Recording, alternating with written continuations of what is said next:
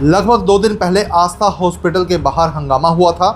परिजनों ने आस्था हॉस्पिटल पर कई एलिगेशन लगाए थे और आखिरकार उस मामले का निचोड़ क्या निकला, इसको लेकर तमाम बातचीत करेंगे। सब क्या कुछ कहना चाहेंगे? मैं जी यही कहना चाहूँगा कि जैसा कि आप सबको मामला पता है कि एक बच्चे की सिजेरियन से डिलीवरी हुई थी। पेशेंट 3 दिन हमारे पास बिल्कुल ठीक ठाक रहा। उसके 11 बजे बच्चों के हॉस्पिटल से उनके एक्सपर्ट स्टाफ ने आके उनको वैक्सीन लगाया। 1:30 बजे बच्चे को और मदर को, पेशेंट को मैडम ने अटेंड किया। दोनों ठीक ठाक थे और मैं 1:30 बजे के आसपास उनको डिस्चार्ज कर दिया। उसके बाद का मामला, हमने बच्चे को अटेंड नहीं किया। 5 बजे मैडम के पास एक फ़ोन ज़रूर आया कि बच्चा रो रहा है। मैडम ने उसको क्लियर कट कहा भी आप बच्चों के डॉक्टर को दिखाइए, हमारे हॉस्पिटल में मरीज़ को दिक्कत हो तो आप लेके आइए, नहीं तो आप बच्चों के डॉक्टर से राय लीजिए भी क्यों रो रहा है बच्चा। लेकिन उसके बाद मैडम के पास कोई फ़ोन नहीं आया और अचानक से 7:30-8 बजे कुछ लोग आकर हमारे से कहने लगे भी बच्चा एक्सपायर हो गया और बच्चों के डॉक्टर के पास वो लेके गए थे, उन्होंने उसको मृत घोषित कर दिया। तो मैडम ने उनको यही समझाने की कोशिश करी कि हमारे से बच्चा ठीक ठाक गया है, अब उसका क्या कारण है वो या तो बच्चों के डॉक्टर से आप पूछिए या फिर उसको आगे आप कारण देखना चाहें तो पोस्टमार्टम कराइए। लेकिन मरीज के साथ वालों ने इस चीज़ को ना समझते हुए एकदम से हॉस्पिटल में हंगामा कर दिया।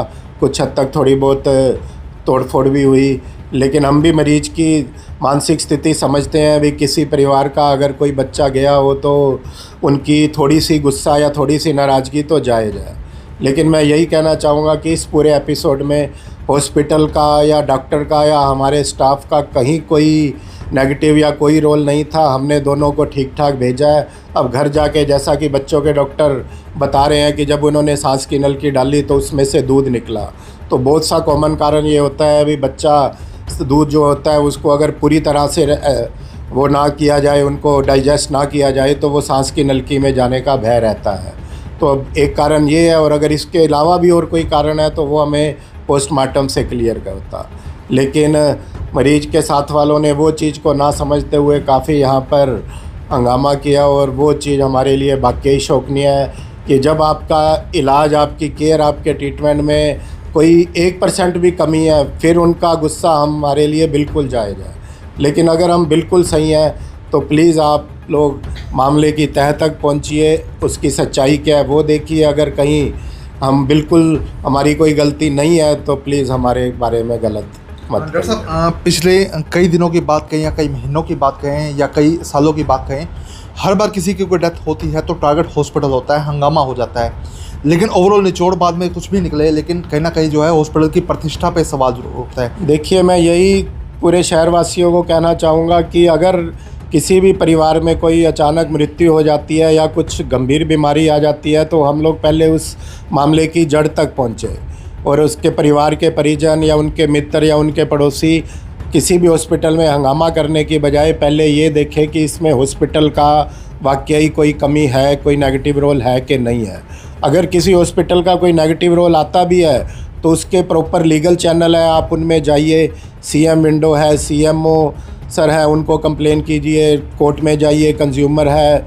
लेकिन हॉस्पिटल में हंगामा करने से इसका कोई नतीजा नहीं है और इसमें मरीजों के लिए ये मुश्किल आएगी आने वाले टाइम में भी। कोई भी डॉक्टर किसी मरीज़ का खुल के इलाज नहीं कर पाएगा।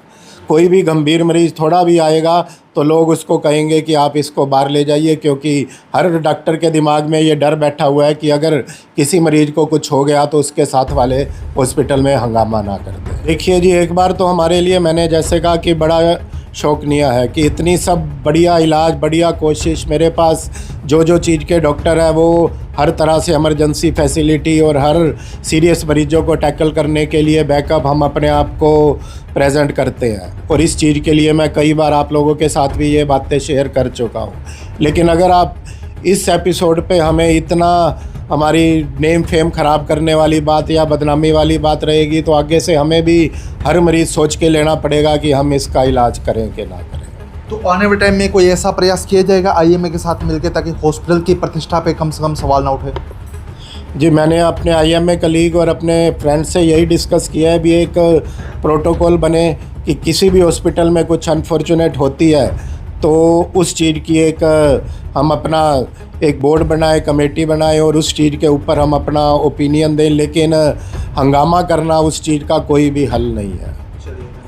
तो बिल्कुल जिस तरह का हंगामा आस्था हॉस्पिटल में हुआ, तो कहीं ना कहीं आस्था हॉस्पिटल के प्रतिष्ठा पर भी सवाल खड़ा हो जाता है। और डॉक्टर साहब कह रहे हैं कि अगर ऐसे हालात आने वाले समय में होंगे तो हम इलाज कैसे करेंगे, और आईएमए के तमाम जो कार्यकर्ता हैं उनसे बातचीत करके कोई ऐसा प्रयास निकाला जाएगा ताकि इस तरह के सवाल भविष्य में खड़े ना हो।